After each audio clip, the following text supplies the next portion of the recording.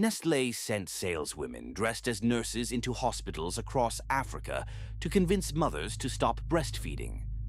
When the free formula samples ran out and the mother's milk had dried up, the babies starved.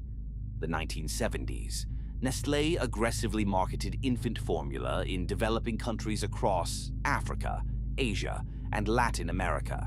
The company deployed women in nurse-like uniforms to maternity wards, where they distributed free samples and encouraged new mothers to use formula instead of breastfeeding. The samples lasted just long enough for the mother's breast milk to stop producing. Once that happened, the mothers were dependent on formula they could not afford. In communities without clean water, which described most of the target market, mothers diluted the expensive formula to make it last longer or mixed it with contaminated water. Malnutrition and waterborne disease followed.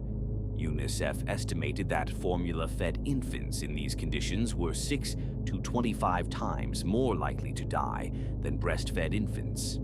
The company knew. Internal reports documented the conditions. Nestlé continued marketing. Their sales representatives continued wearing nurse uniforms. Their advertisements continued showing healthy, formula-fed babies in regions where formula feeding was killing children.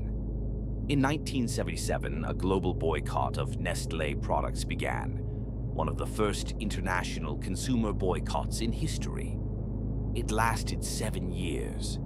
The World Health Organization passed the International Code of Marketing of Breast Milk Substitutes in 1981. The United States was the only country to vote against it, under lobbying pressure from the formula industry. Nestlé signed onto the code in 1984. Monitoring organizations have documented repeated violations in the decades since. The boycott was relaunched in 1988 and, by some organizations, continues today. Dressed as nurses, free samples until the milk dried up, diluted formula mixed with dirty water.